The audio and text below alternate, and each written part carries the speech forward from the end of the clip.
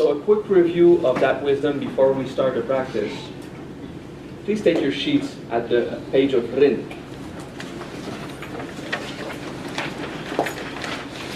If you need to.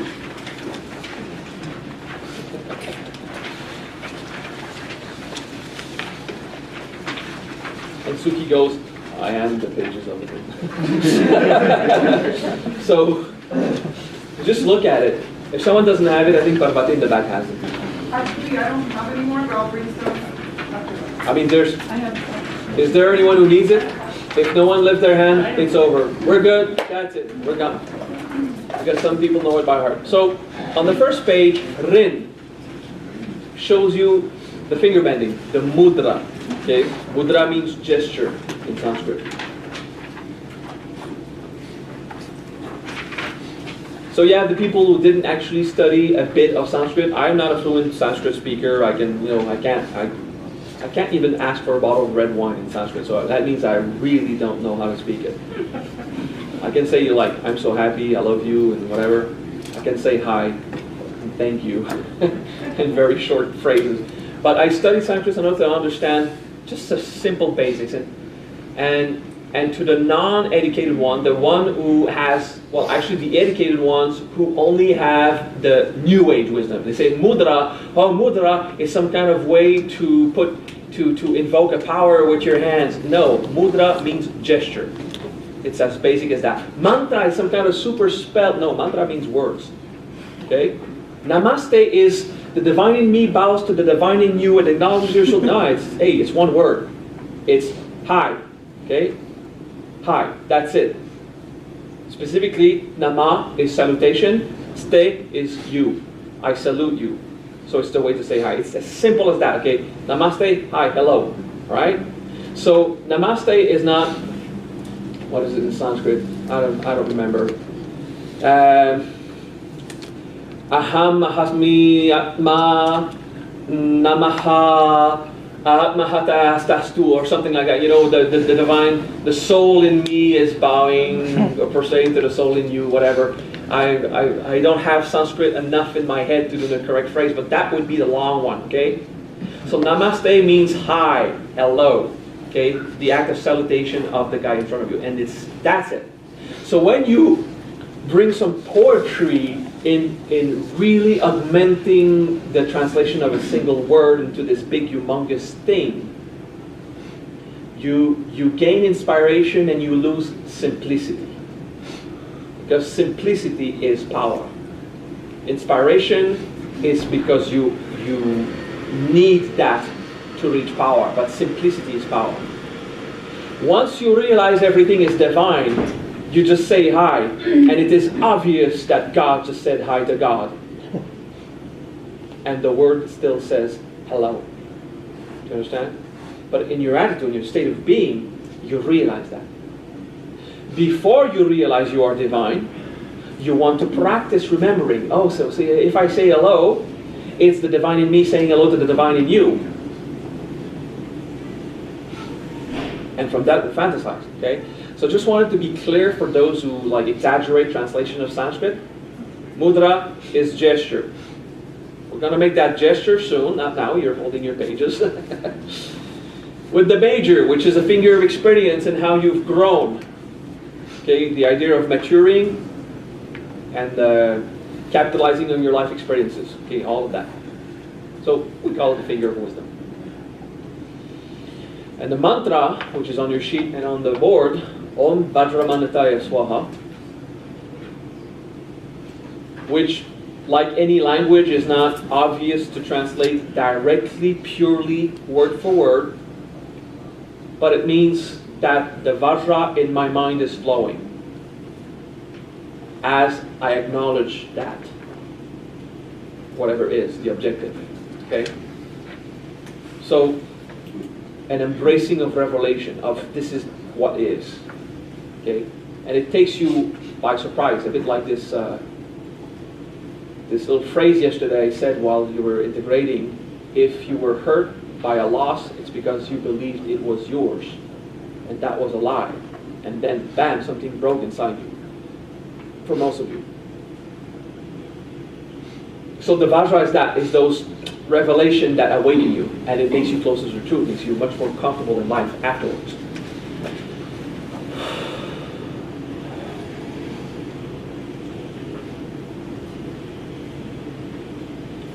We are now going to prepare to practice for 1 hour the RIN.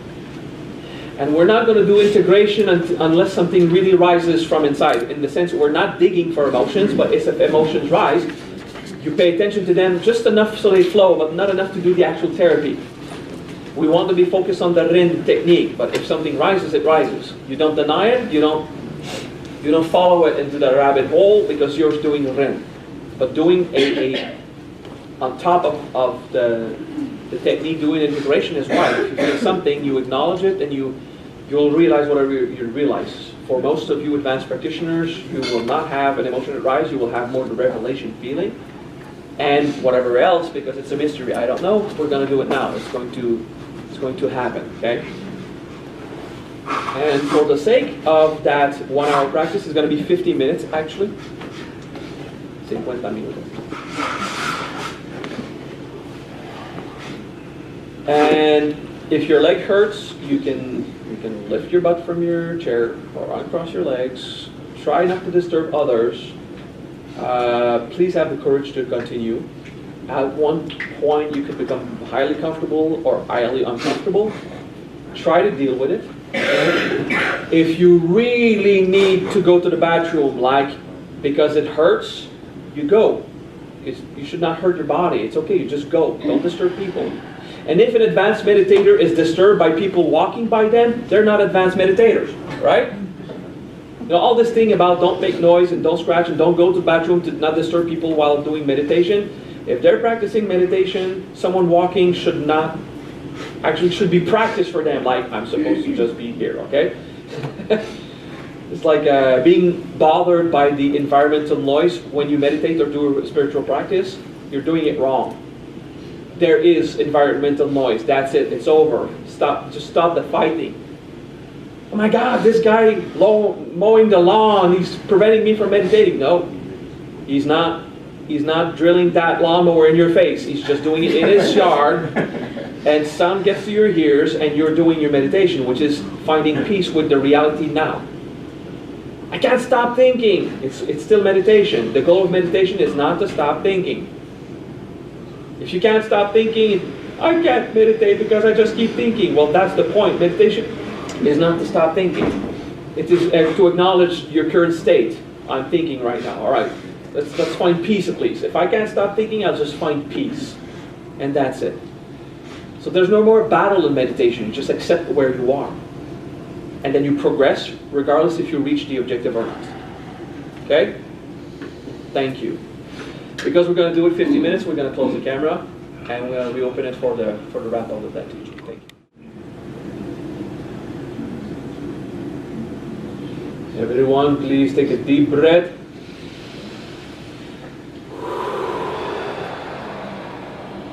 You're continuing the practice. Just get ready for a pull. Okay?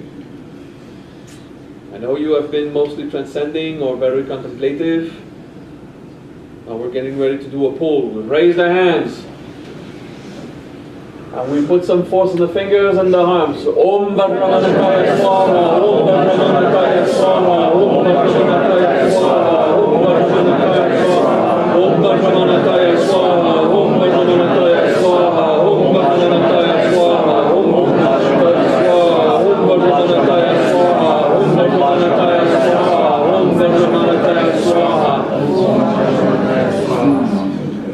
And you observe the dynamic of the pole that we have done 3 or 4 times during the practice.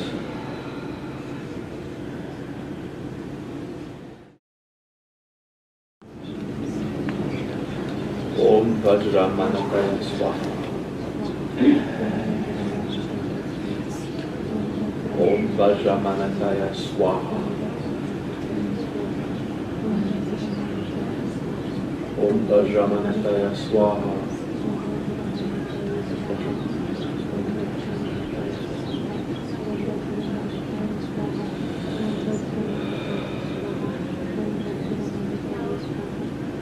Vajramanataya Swaha.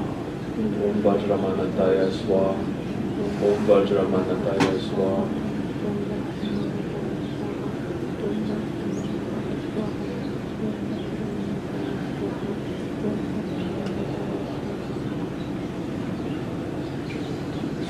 Om Vajramanataya Swaha. Om Vajramanataya Swaha. Om Vajramanataya Swaha.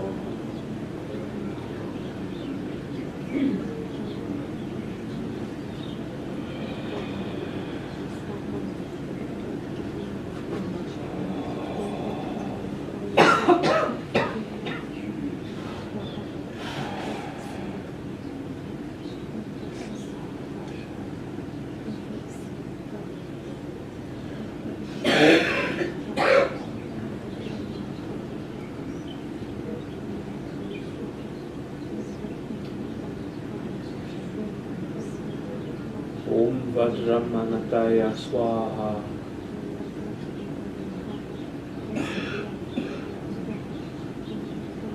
Om Vajramanataya Swaha. Om Vajramanataya Swaha.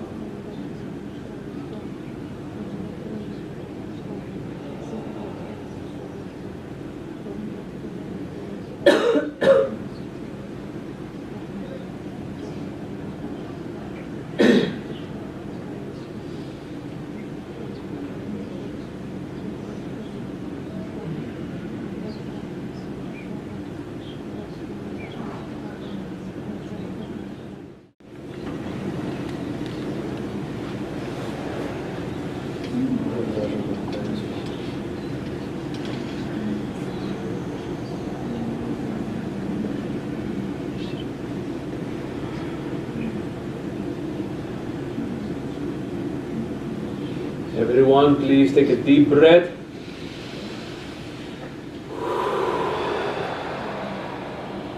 You're continuing the practice. Just get ready for a pull. Okay? I know you have been mostly transcending or very contemplative. Now we're getting ready to do a pull. We raise the hands. And we put some force on the fingers and the arms. Om Vajramanataya Swaha. Om Vajramanataya Swaha. Om Vajramanataya Swaha. Om Vajramanataya Swaha. Om Vajramanataya Swaha. Om Vajramanataya Swaha. Om Vajramanataya Swaha. Om Vajramanataya Swaha. Om Vajramanataya Swaha. Om Vajramanataya Swaha. And you observe the dynamic of the pole that we have done 3 or 4 times during the practice.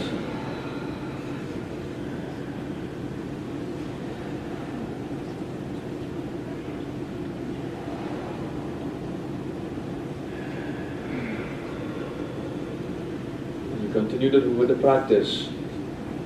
Once in a while singing it loud, and then contemplative. Om Vajramanataya Swaha. Om Vajramanataya.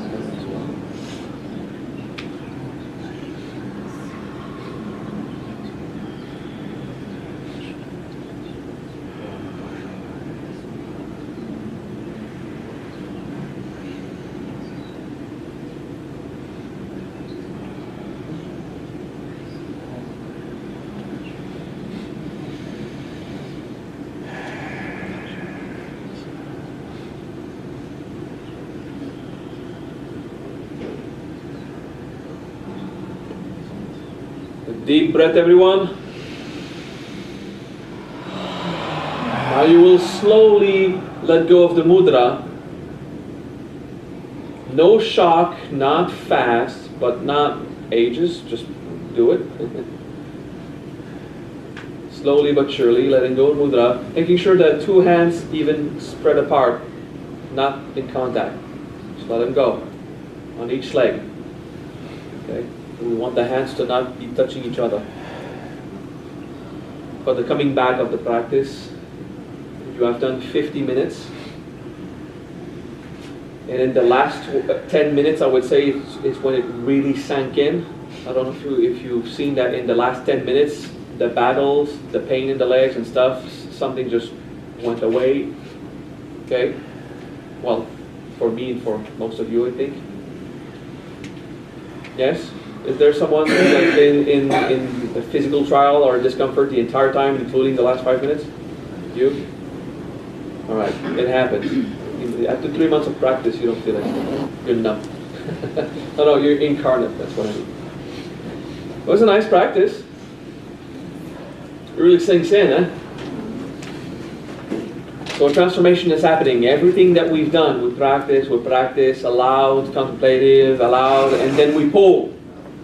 And the pull makes that kind of rush. Don't try to pull the energy too much. Don't fake it. You just go, put force, and do the practice, the mantra, and something happens where you're really bringing it into the flesh. Because it is the flesh, the genetics, that is built with reflexes of greed, of ignorance, of hatred, of possession, of wanting to control, of wanting to survive. It's that flesh that you want to bring the consciousness in so it changes. Knowing in your head that it's better to forgive does not make forgiveness an automatic thing in your life. And it still hurts when something happens in your life that you really don't control and you wish you would. And also the control of your own temporal line or your own series of events, like if you had control over your life situation. When you plan ahead, it's wise, but when you expect or when you hope too much your plan to succeed, what you're doing is you're holding on to the past. When you plan your future, it's wise. When you hold on to your plan and you so hope to be saved by your future, you're actually holding on to the past. Because when the future is not what you expected, it will backfire and you'll be holding on to your past situation. So, expecting a plan to work in a dependent way, doing everything you can for the plan to work is wise. But expecting or counting dramatically on your plan to work to be happy means that you are planning on that moment that it will backfire on you and you will be holding on to the past for when you did the plan or before, the reason why you went into the planning. Okay, so this control about the future, the hopes in fate and destiny, all these things, you have causality that direct you, but there are influences. Nothing is finite until it's happening now. Okay, nothing is in the concrete. Some of it is pretty hard to remove. I mean, even great masters have their own karma that will come, that will happen. But you get to a point where you kind of navigate through that and we're cool. You don't avoid your karma, you just dissolve it before it manifests physically. Okay? You still have to suffer it. It's like that. Or enjoy it. Karma is beautiful also. So, the Vajramana, okay, just the Vajra mind state, is that being here in the present. You're not stuck with the past, you're not holding on to the future, you're not filled with destinies and fate. The influences of stars is an influence, it's not what defines you. You are not your astrological sign. It's an influence for animals who are still obeying forces of nature. The moment you find your power, astrology means nothing anymore for you. Your soul is not bound to a place on the planet that you were born that defined your influence of life. It doesn't work that way. Okay? So, that was fun. Embracing reality, desiring it, wanting it. So that was a almost 1 hour practice where, well, 50 minutes is like a good formula because a big part of the battle is won after the first 40 minutes. After 40 minutes, like a wall falls, it's like, okay, let's do it. So then it sinks in, and we're cool. Like a sponge soaking with the prana or the dharma being cooked. It's pretty cool.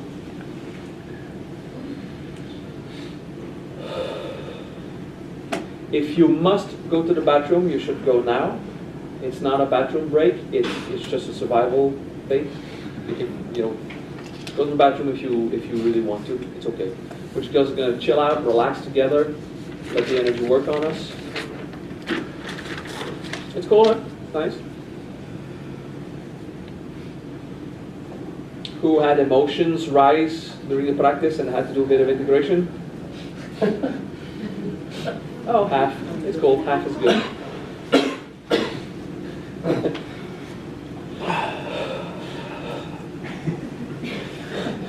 Integrating, transcending, integrating, transcending. Yes, yes.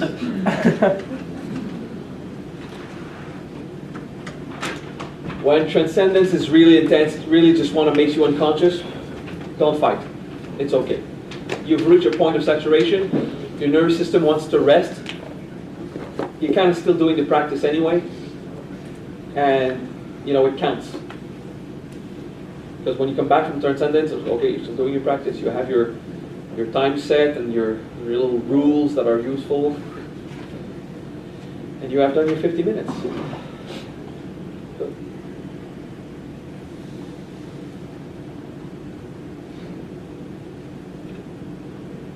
It will be easier to break the chains, to burn the ropes, to transmute the poisons inside, bringing this RIN power into your body. That's how we do it. I wasn't really checking the clock the entire time, but at every 10 minutes about we did pull.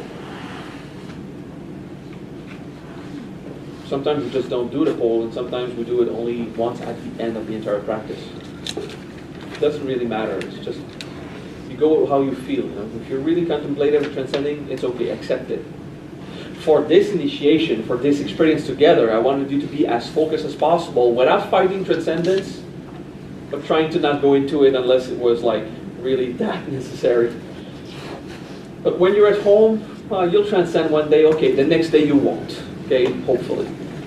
And transcendence is not something you should fight. It's not falling asleep. It's just your nervous system loses consciousness of this reality so much the divine reality is rich that your human cannot remain conscious. The information is too powerful for the human system. Keep practicing, allow transcendence. It's not bad, it's healthy. It's very good. Okay. So if in meditation you just keep falling asleep, you're not falling asleep, you're doing it correctly. You're meditating, you try to stay conscious. Until it could be a battle, then you just accept transcendence. Then you come back, good. You did a good meditation. Okay? So during the mudras is the same thing. And during the entire practice, you'll have to make sure to take mudras that doesn't hurt the fingers. With the next one, we have a finger bending like this. At one point, it is going to be hard on your joints. If you're not a trained martial artist, if you don't frequently hold devices, like the farmers of the time who always had something in their hands, and the joints were really strong because they were always doing something like this. If you just bend it like that, it applies a pressure that could cause a long-term hindrance in your joints. It's not healthy. So you start with the mudra as much as you can with the kyo, and then you just relax it. And as long as the major is somewhat above the index, you're good enough. You go to the point where you are comfortable. And some dudes have such thick fingers, you know, the strong hands, thick finger, thick bone guys, they can only put the major over the index, just like that. And it's okay. They're doing their best without crossing the line to the discomfort or what could hurt them. Okay? It's the influence works. They're doing their best. Okay? The top of it is when you can touch your thumb with the index. But that's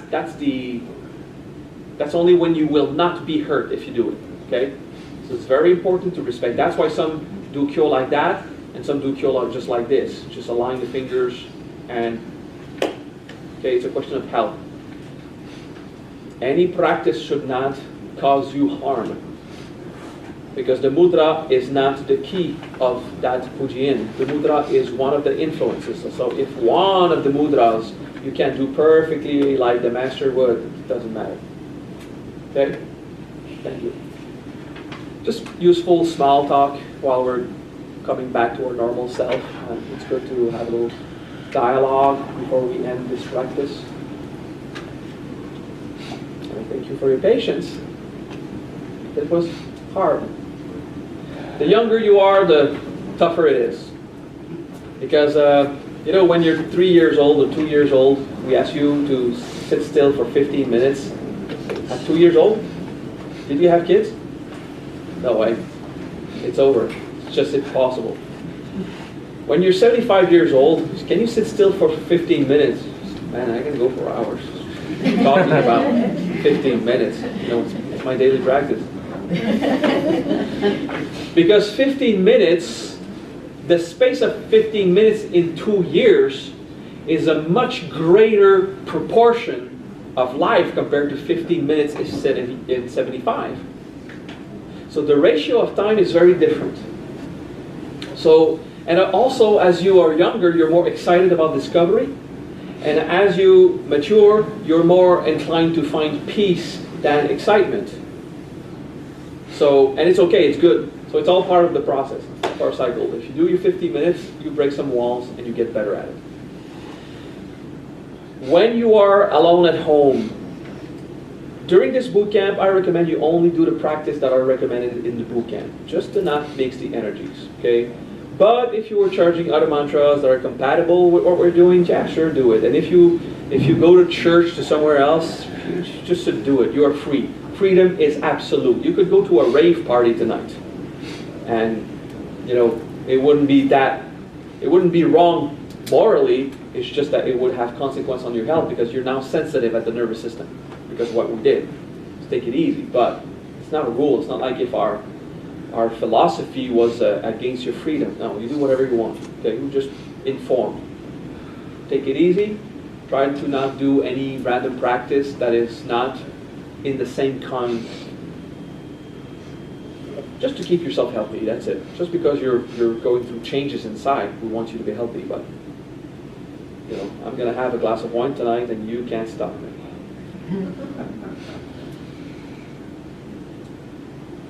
You can judge me, then you're the one suffering. I'm okay with that. No problem. You can join me. All right. Pretty cool, all that. Pretty nice.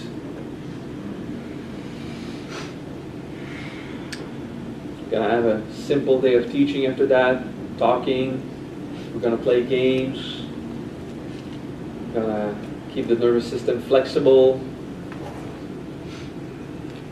We're not doing anything supernatural, but we are going to teach you how to put your consciousness in someone else's body. It's kind of the beginning of the supernatural. How can you sit consciously in someone else's flesh? Yes, we're going to practice transmigration